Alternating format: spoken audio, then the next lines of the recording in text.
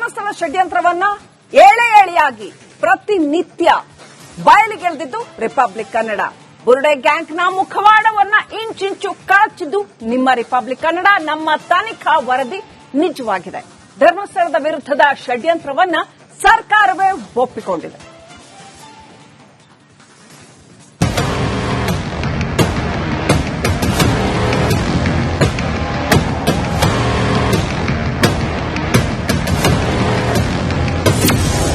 ಧರ್ಮಸ್ಥಳ ವಿರುದ್ಧ ಷಡ್ಯಂತ್ರ ಬಟ ಬಯಲು.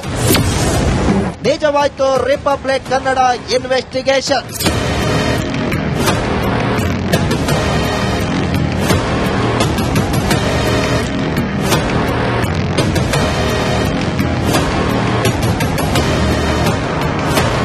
ಧರ್ಮಸ್ಥಳ ಕರ್ನಾಟಕದ ಪರಮ ಪವಿತ್ರ ಕ್ಷೇತ್ರ. ಮಂಜುನಾಥ ಸ್ವಾಮಿ ಅಣ್ಣಪ್ಪ ಸ್ವಾಮಿ ನೆಲೆಸಿರೋ ಪುಣ್ಯ ಸ್ಥಳ. ಇಂಥ ಶ್ರೀ ಕ್ಷೇತ್ರದ ವಿರುದ್ಧ ಬುರುಡೆ ಗ್ಯಾಂಗ್ ಮಾಡಿದ್ದ ಷಡ್ಯಂತ್ರವನ್ನ ನಿಮ್ಮ ರಿಪಬ್ಲಿಕ್ ಕನ್ನಡ ಬಯಲಿಗೆಳೆದಿತ್ತು. ಸತತ 1.5 ತಿಂಗಳಿನಿಂದ ನಿರಂತರವಾಗಿ ಸುದ್ದಿ ಮಾಡಿತ್ತು. ಎಕ್ಸ್ಕ್ಲೂಸಿವ್ ಸಂದರ್ಶನಗಳ ಮೂಲಕ ಬುರುಡೆ ಗ್ಯಾಂಗ್ ಮುಖವಾಡವನ್ನ ಬಯಲಿಗೆಳೆದಿತ್ತು. ಮೆಗಾ ಡಿಬೇಟ್ಗಳ ಮೂಲಕ ಸತ್ಯ ದರ್ಶನ ಮಾಡಿಸಿತ್ತು. ರಿಪಬ್ಲಿಕ್ ಕನ್ನಡ ಮಾಡಿದ್ದ ಇನ್ವೆಸ್ಟಿಗೇಷನ್ ಕೊನೆಗೂ ನಿಜವಾಗಿದೆ. ಬಿ ಗ್ಯಾಂಗ್ ಷಡ್ಯಂತ್ರ ಬಯಲಿಗೆಳೆದ ಸರ್ಕಾರ. ಹೈಕೋರ್ಟ್ನಲ್ಲಿ ಸರ್ಕಾರಿ ವಕೀಲರ ಪ್ರಬಲವಾದ.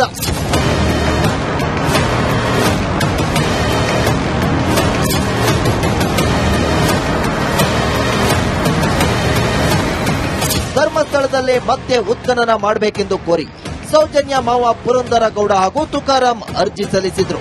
ಹೈಕೋರ್ಟ್ ವಿಭಾಗೀಯ ಪೀಠದಲ್ಲಿ ಈ ಬಗ್ಗೆ ನಿನ್ನೆ ವಿಚಾರಣೆ ನಡೆಯಿತು.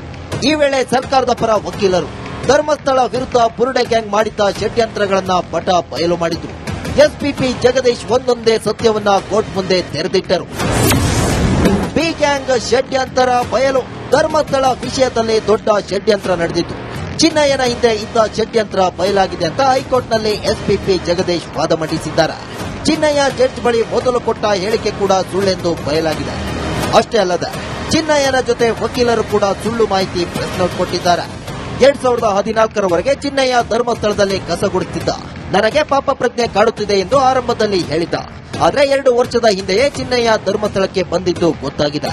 ಚಿನ್ನಯ್ಯ ಹೇಳಿದ 13 ಕಡೆ ಸ್ಥಳ ಆಗಿದ್ದು, ಈ ಪೈಕಿ 1 ಕಡೆ ಮಾತ್ರ ಅಸ್ಥಿಪಂಜರ ಸಿಕ್ಕಿದೆ. 2 ಕಡೆ ಸಿಕ್ಕ ಮೂಳೆಗಳು ಪುರುಷನದ್ದು ಎಂದು ಗೊತ್ತಾಗಿದೆ. ಇದಲ್ಲದೆ 2 ತಲೆಬುರುಡೆ ಕೊಟ್ಟಿದ್ದನ್ನ ಚಿನ್ನಯ್ಯ ಒಪ್ಪಿಕೊಂಡಿದ್ದಾನೆ. ಹೀಗಾಗಿ ಮತ್ತೆ ಸಮಾಧಿ ಶೋಧಕ್ಕೆ ಅವಕಾಶ ನೀಡಬೇಡಿ ಅಂತ ಹೈಕೋರ್ಟ್ನಲ್ಲಿ ಎಸ್ಪಿಪಿ ಜಗದೀಶ್ ವಾದ ಮಂಡಿಸಿದ್ರು.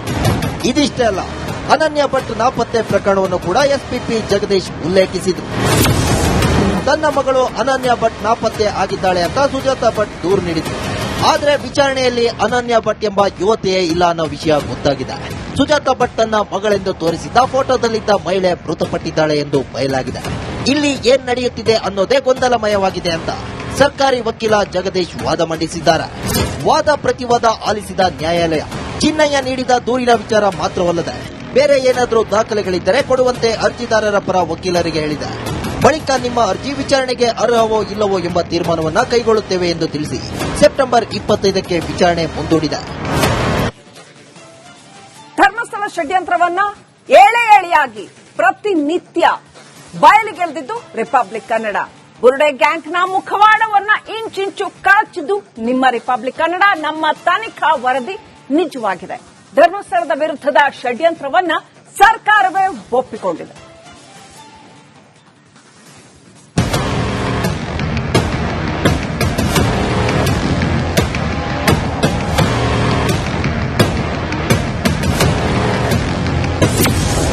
ಧರ್ಮಸ್ಥಳ ವಿರುದ್ಧ ಷಡ್ಯಂತ್ರ ಬಟ ಬಯಲು. ನಿಜವಾಯ್ತು ರಿಪಬ್ಲಿಕ್ ಕನ್ನಡ ಇನ್ವೆಸ್ಟಿಗೇಷನ್.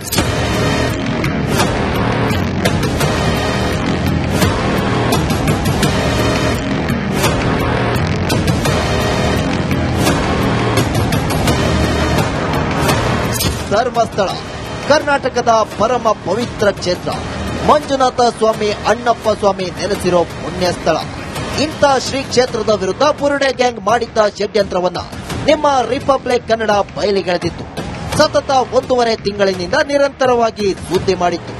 ಎಕ್ಸ್ಕ್ಲೂಸಿವ್ ಸಂದರ್ಶನಗಳ ಮೂಲಕ ಬುರುಡೆ ಗ್ಯಾಂಗ್ ಮುಖವಾಡವನ್ನ ಬಯಲಿಗೆಳೆದಿತ್ತು. ಮೆಗಾ ಡಿಬೇಟ್ಗಳ ಮೂಲಕ ಸತ್ಯ ದರ್ಶನ ಮಾಡಿಸಿತ್ತು. ರಿಪಬ್ಲಿಕ್ ಕನ್ನಡ ಮಾಡಿದ್ದ ಇನ್ವೆಸ್ಟಿಗೇಷನ್ ಕೊನೆಗೂ ನಿಜವಾಗಿದೆ. ಬಿ ಗ್ಯಾಂಗ್ ಷಡ್ಯಂತ್ರ ಬಯಲಿಗೆಳೆದ ಸರ್ಕಾರ. ಹೈಕೋರ್ಟ್ನಲ್ಲಿ ಸರ್ಕಾರಿ ವಕೀಲರ ಪ್ರಬಲವಾದ.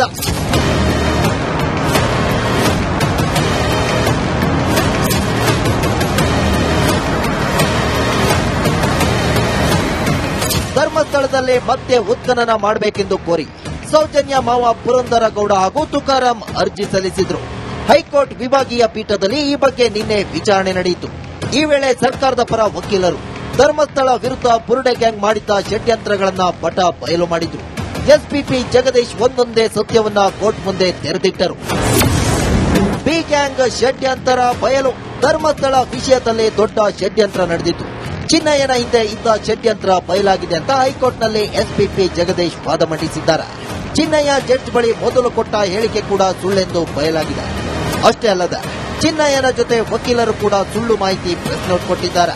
2014ರವರೆಗೆ ಚಿನ್ನಯ್ಯ ಧರ್ಮಸ್ಥಳದಲ್ಲಿ ಕಸಗುಡುತ್ತಿದ್ದ. ನನಗೆ ಪಾಪ ಪ್ರಜ್ಞೆ ಕಾಡುತ್ತಿದೆ ಎಂದು ಆರಂಭದಲ್ಲಿ ಹೇಳಿದ್ದ. ಆದ್ರೆ 2 ವರ್ಷದ ಹಿಂದೆಯೇ ಚಿನ್ನಯ್ಯ ಧರ್ಮಸ್ಥಳಕ್ಕೆ ಬಂದಿದ್ದು ಗೊತ್ತಾಗಿದೆ.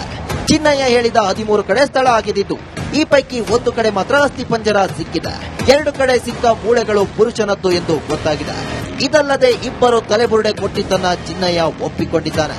ಹೀಗಾಗಿ ಮತ್ತೆ ಸಮಾಧಿ ಶೋಧಕ್ಕೆ ಅವಕಾಶ ನೀಡಬೇಡಿ ಅಂತ ಹೈಕೋರ್ಟ್ನಲ್ಲಿ ಎಸ್ಪಿಪಿ ಜಗದೀಶ್ ವಾದ ಮಂಡಿಸಿದ್ರು. ಇದಿಷ್ಟೇ ಅಲ್ಲ, ಅನನ್ಯ ಭಟ್ ನಾಪತ್ತೆ ಪ್ರಕರಣವನ್ನು ಕೂಡ ಎಸ್ಪಿಪಿ ಜಗದೀಶ್ ಉಲ್ಲೇಖಿಸಿದ್ರು. ತನ್ನ ಮಗಳು ಅನನ್ಯ ಭಟ್ ನಾಪತ್ತೆ ಆಗಿದ್ದಾಳೆ ಅಂತ ಸುಜಾತಾ ಭಟ್ ದೂರು ನೀಡಿದ್ರು. ಆದರೆ ವಿಚಾರಣೆಯಲ್ಲಿ ಅನನ್ಯ ಭಟ್ ಎಂಬ ಯುವತಿಯೇ ಇಲ್ಲ ಅನ್ನೋ ವಿಷಯ ಗೊತ್ತಾಗಿದೆ. ಸುಜಾತಾ ಭಟ್ ತನ್ನ ಮಗಳೆಂದು ತೋರಿಸಿದ್ದ ಫೋಟೋದಲ್ಲಿದ್ದ ಮಹಿಳೆ ಮೃತಪಟ್ಟಿದ್ದಾಳೆ ಎಂದು ಬಯಲಾಗಿದೆ. ಇಲ್ಲಿ ಏನ್ ನಡೆಯುತ್ತಿದೆ ಅನ್ನೋದೇ ಗೊಂದಲಮಯವಾಗಿದೆ ಅಂತ ಸರ್ಕಾರಿ ವಕೀಲ ಜಗದೀಶ್ ವಾದ ಮಂಡಿಸಿದ್ದಾರೆ. ವಾದ ಪ್ರತಿವಾದ ಆಲಿಸಿದ ನ್ಯಾಯಾಲಯ ಚಿನ್ನಯ್ಯ ನೀಡಿದ ದೂರಿನ ವಿಚಾರ ಮಾತ್ರವಲ್ಲದೆ ಬೇರೆ ಏನಾದರೂ ದಾಖಲೆಗಳಿದ್ದರೆ ಕೊಡುವಂತೆ ಅರ್ಜಿದಾರರ ಪರ ವಕೀಲರಿಗೆ ಹೇಳಿದೆ. ಬಳಿಕ ನಿಮ್ಮ ಅರ್ಜಿ ವಿಚಾರಣೆಗೆ ಅರ್ಹವೋ ಇಲ್ಲವೋ ಎಂಬ ತೀರ್ಮಾನವನ್ನ ಕೈಗೊಳ್ಳುತ್ತೇವೆ ಎಂದು ತಿಳಿಸಿ ಸೆಪ್ಟೆಂಬರ್ 25ಕ್ಕೆ ವಿಚಾರಣೆ ಮುಂದೂಡಿದೆ. ಧರ್ಮಸ್ಥಳ ಷಡ್ಯಂತ್ರವನ್ನ ಏಳೆ ಏಳೆಯಾಗಿ ಪ್ರತಿನಿತ್ಯ ಬಯಲಿಗೆಳೆದಿದ್ದು ರಿಪಬ್ಲಿಕ್ ಕನ್ನಡ. ಬುರುಡೆ ಗ್ಯಾಂಗ್ನ ಮುಖವಾಡವನ್ನ ಇಂಚಿಂಚು ಕಾಚಿದ್ದು ನಿಮ್ಮ ರಿಪಬ್ಲಿಕ್ ಕನ್ನಡ. ನಮ್ಮ ತನಿಖಾ ವರದಿ ನಿಜವಾಗಿದೆ. ಧರ್ಮಸ್ಥಳದ ವಿರುದ್ಧದ ಷಡ್ಯಂತ್ರವನ್ನ ಸರ್ಕಾರವೇ ಒಪ್ಪಿಕೊಂಡಿದೆ.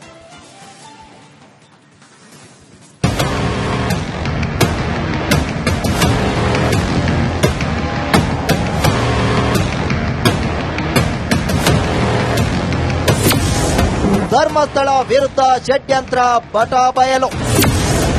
ನಿಜವಾಯ್ತು ರಿಪಬ್ಲಿಕ್ ಕನ್ನಡ ಇನ್ವೆಸ್ಟಿಗೇಷನ್.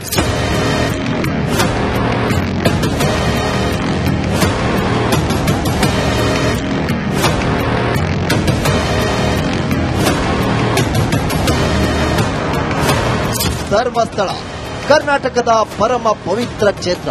ಮಂಜುನಾಥ ಸ್ವಾಮಿ, ಅಣ್ಣಪ್ಪ ಸ್ವಾಮಿ ನೆಲೆಸಿರೋ ಪುಣ್ಯಸ್ಥಳ.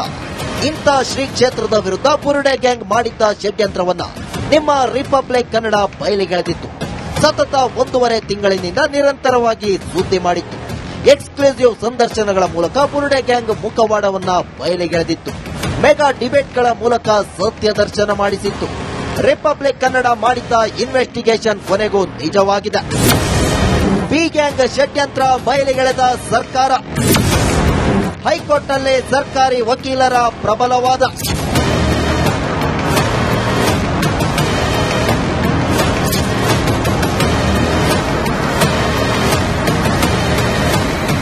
ಧರ್ಮಸ್ಥಳದಲ್ಲಿ ಮತ್ತೆ ಉತ್ಖನನ ಮಾಡಬೇಕೆಂದು ಕೋರಿ ಸೌಜನ್ಯ ಮಾವ ಪುರಂದರ ಗೌಡ ಹಾಗೂ ತುಕಾರಾಂ ಅರ್ಜಿ ಸಲ್ಲಿಸಿದ್ರು.